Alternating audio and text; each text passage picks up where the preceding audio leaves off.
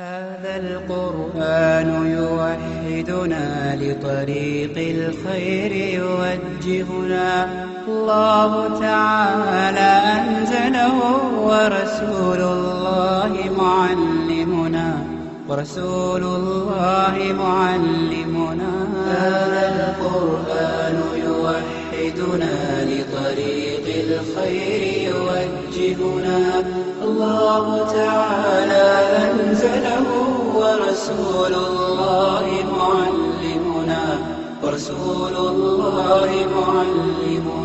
هذا القرآن هو الهادي لأوائلنا وأواخرنا، يدعو للعلم وللعمل، لا شيء سواه يهذبنا. هذا القرآن هو الهادي لأوائلنا وأواخرنا، يدعو للعلم وللعمل، لا شيء سواه يهذبنا. كتاب الله لا شيء سواه يهذبنا العمل به. كتاب الله لا شيء سواه يهذبنا. هذا القرآن يوحدنا لطريق الخير يوجهنا. الله تعالى أنزله ورسول الله معلمنا.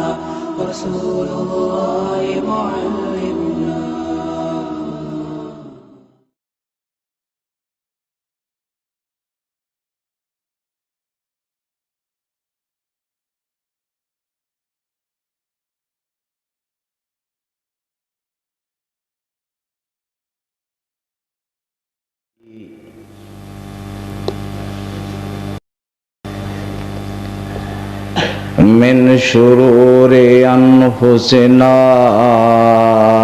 ومن سيئات أعمالنا، من يهده الله فلا مضل له ومن يضلل فلا هادي له. ونشهد أن لا إله إلا الله وحده لا شريك له، وأشهد أن محمدا عبده ورسوله. بسم الله الرحمن الرحيم. وما أرسلناك إلا رحمة للعالمين. صدق الله العظيم وصدق رسوله النبي الكريم. قدم قدم پہ برکتیں، لفظ لفظ پہ رحمتیں، جہاں جہاں سے وہ شفیع آسیاں گزر گیا، جہاں جہاں نظر پڑی وہاں وہاں سحر ہوئی، جہاں نظر نہیں پڑی وہاں ہے رات آج تک. الصلاۃ والسلام علی رسول اللہ، الصلاۃ والسلام علی حبیب اللہ. ان اللہ وملائکتہ یصلون علی النبی یا ایھا الذین آمنوا صلوا علیہ وسلموا تسلیما. اللہم صلی علی محمد وعلی آل محمد کما صلیت علی ابراہیم وعلی آل ابراہیم انک حمید مجید. اللہم بارک علی محمد وعلی آل محمد كما باركت على إبراهيم وعلى آل إبراهيم إنك حميد مجيد۔ میرے انتہائی صد احترام استاد العلماء شیخ محمد عبداللہ نثار صاحب، میرے انتہائی صد احترام خالد مجاہد صاحب، مقامی علماء اکرام اور انتہائی واجب الاحترام بزرگوں، دوستوں، ماؤں، بہنوں، بیٹیوں، اللہ تبارک و تعالیٰ سے دعا ہے کہ حق باری تعالیٰ مجھے حق سچ بیان کرنے کی، ہم سب کو سننے کی اور اس پر عمل کرنے کی توفیق عطا فرمائے۔ آمین۔ اپنی خطابت سے پہلے میں علماء اکرام سے بھی اور اپنے دوستوں سے بھی پیش کی معذرت کیا کرتا ہوں کہ میں 44 سال تک بریلوی رہا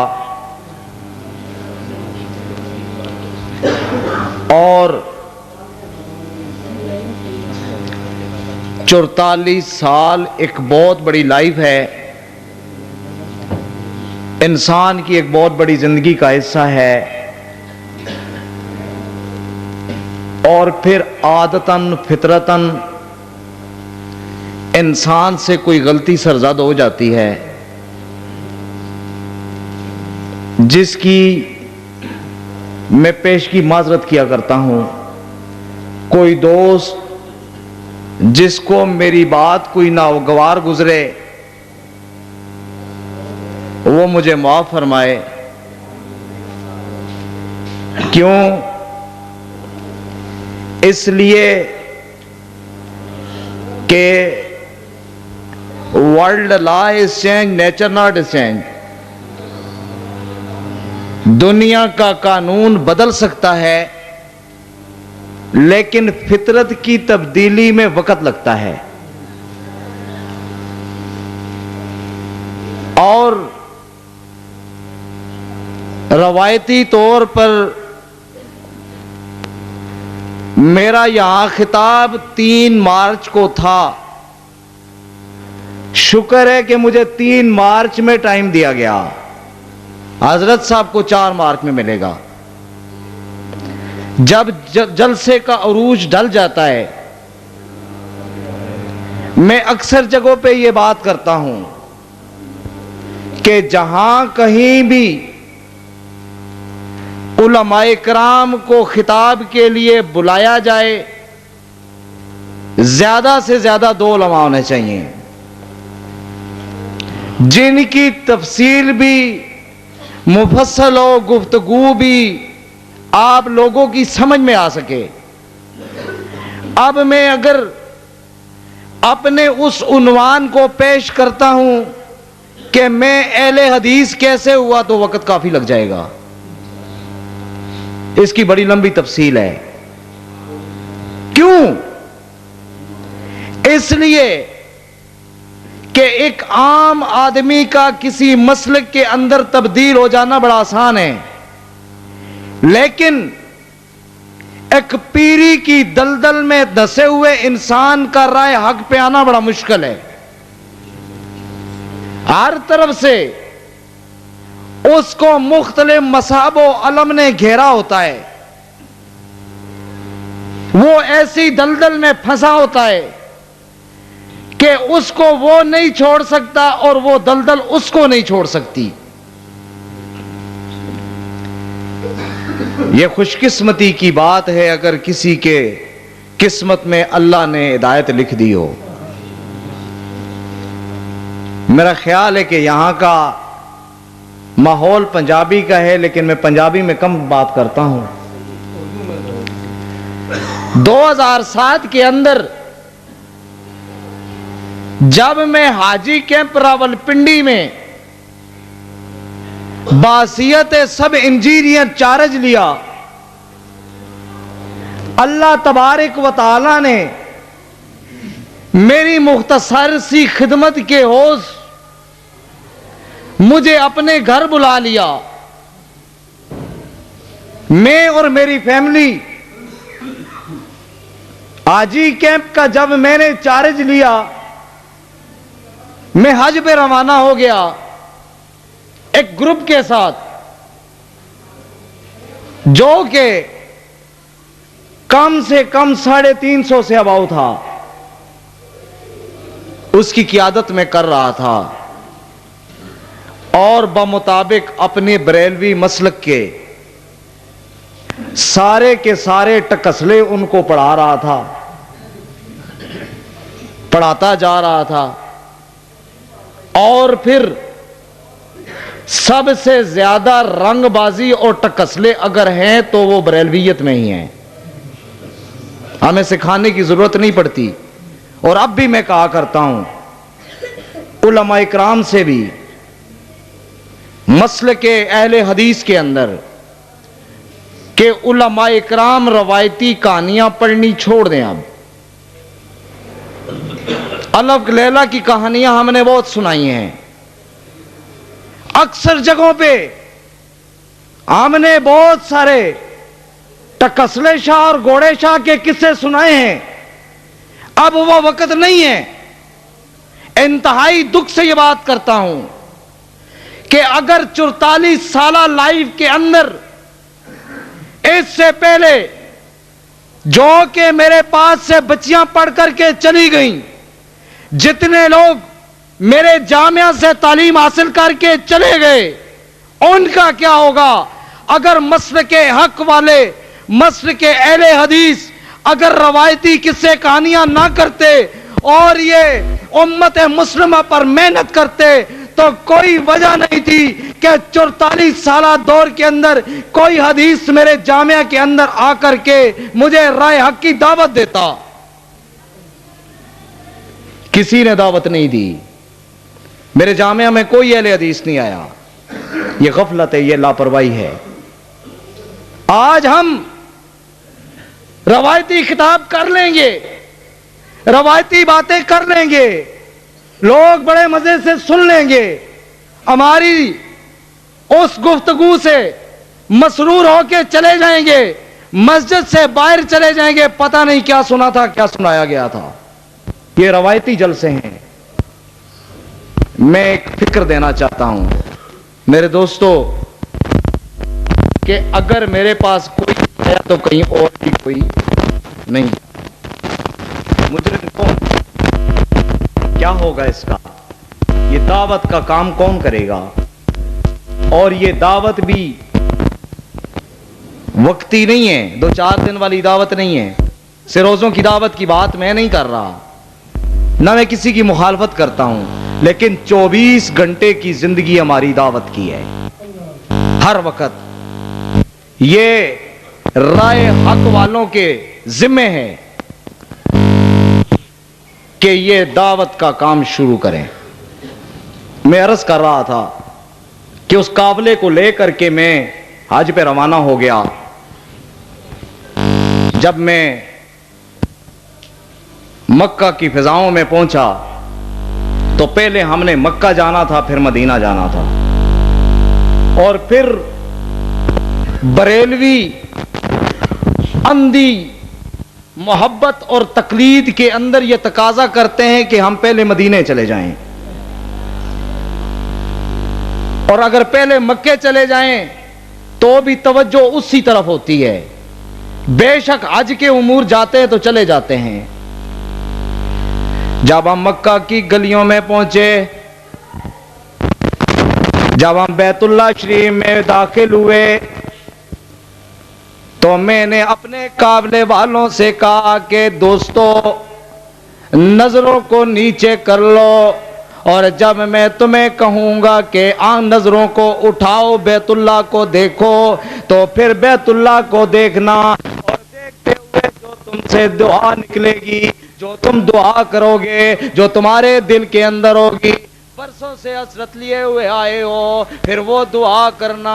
میں نے یہ سنا ہے کہ جو پہلی دعا کی جاتی ہے بیت اللہ پر نظر پڑتے ہوئے وہ قبول ہوتی ہے۔ میرے دوستوں نے، میرے قافلے والوں نے اپنی نگاہوں کو نیچا کر لیا جب بیت اللہ میں پہنچے، اور پھر وہ متاع کی سیڑھیاں اترنے لگے۔ جو حاجی لوگ ہیں یہ بات جانتے ہیں، یا جو دل میں تمنا لیے ہوئے اس رائے حق کے اوپر ابھی تک وہ یاداشت کو یاد کرتے ہوئے چلے جا رہے، وہ جانتے ہیں۔ جب متاع میں ہم پہنچے، میری نظر بیت اللہ پہ پڑی، میں نے دوستوں سے کہا نظروں کو اٹھاؤ اور دعا مانگو۔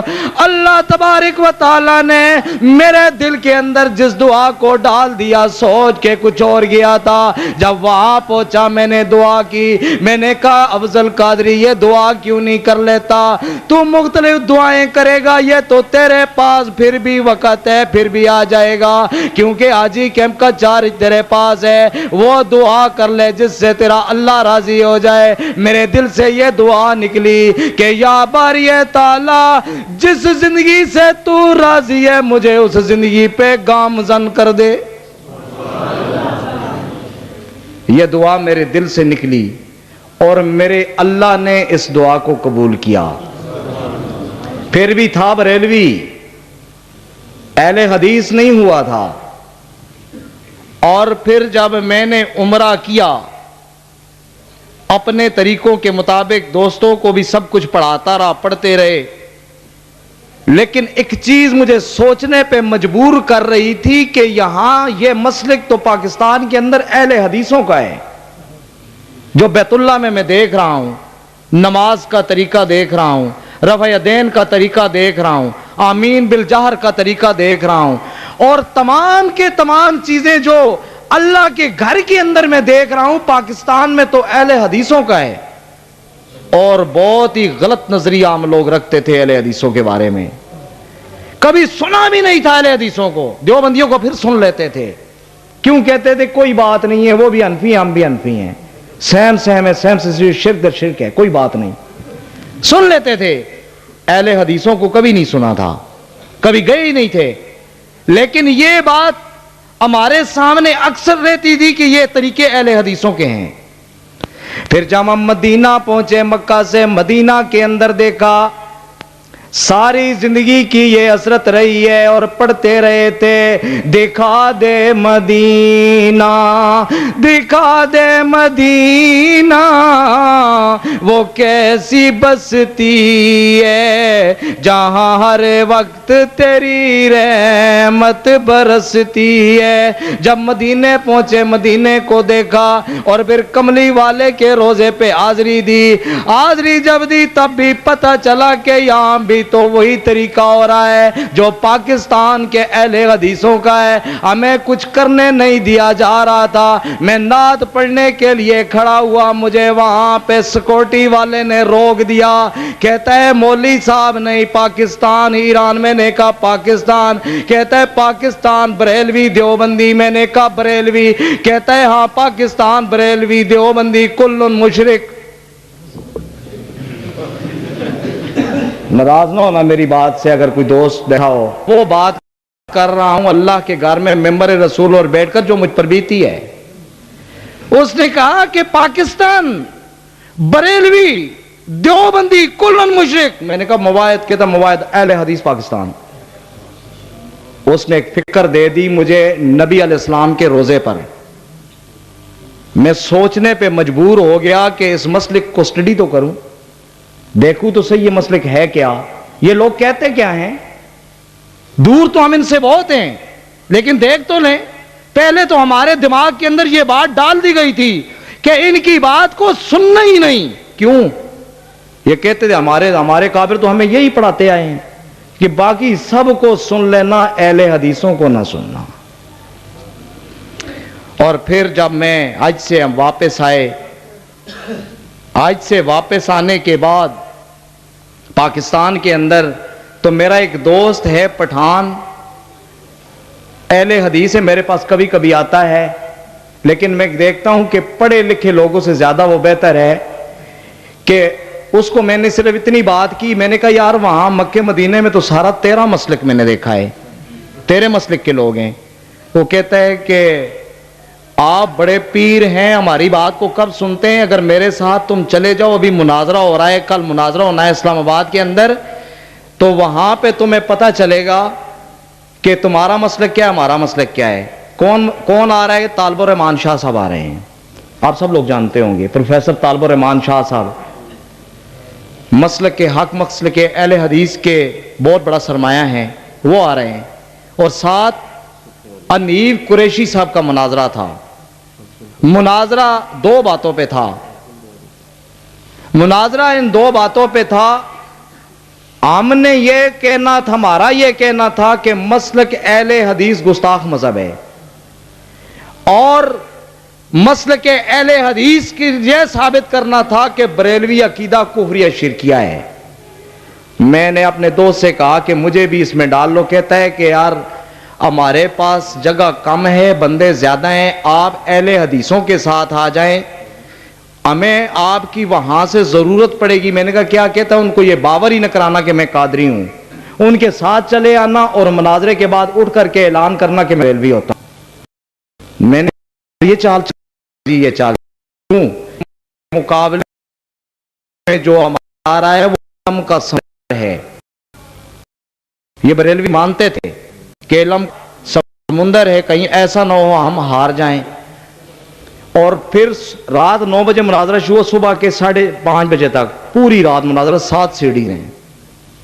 اس میں جو بات سامنے تھی، اس کے اندر جو پہلو سب سے پہلے سامنے آیا، علماء اہل حدیث نے یہ بات کی کہ جی آپ کی فلاں فلاں کتاب کے اندر یہ عبارات موجود ہیں جو کفریہ شرکیاں ہیں، اور میں 44 سال بریلوی رہتے ہوئے بھی میں نے ان باتوں پر غور نہیں کیا تھا۔ کیوں؟ اس لیے کہ ہم تو دیوانہ وار عقیدت میں تھے، نقص تلاش ہی نہیں کرتے تھے، سوچ بھی نہیں سکتے تھے۔ کیوں؟ ہمارے ذہن کے اندر یہ بات ایسی ڈال دی گئی تھی کہ سوچو گے تو گستاخ ہو جاؤ گے۔ وہ چند عبارات میں آپ کے سامنے پڑھتا ہوں جو کہ اس مناظرے میں تھی۔ پروفیسر طالب الرحمان شاہ صاحب نے کہا کہ لکھا ہے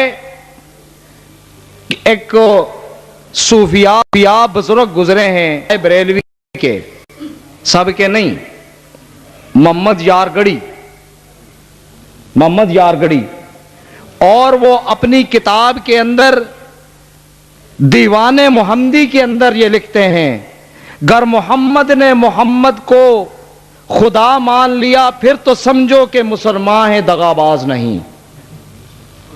محمد یار گڑی نے یہ بات لکھی کہ اگر محمد سے مراد محمد صلی اللہ علیہ وسلم، کہ محمد صلی اللہ علیہ وسلم کو محمد یار گڑی نے خدا مان لیا تو سب مسلمان ہیں، دغاباز۔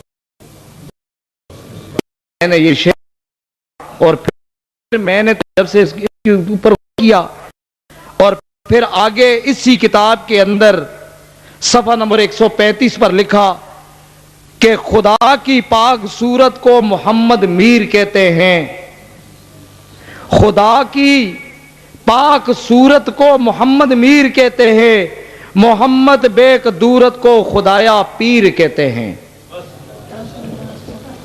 یہ عبارت ایسے آگے چند جو اشعار دیوان محمدی سے، عہد احمد میں فرق نہیں محمدہ، عہد اللہ احمد محمد رسول اللہ، عہد احمد میں فرق نہیں محمدہ، اشاق یار رکھتے ہیں ایمان نئے نئے۔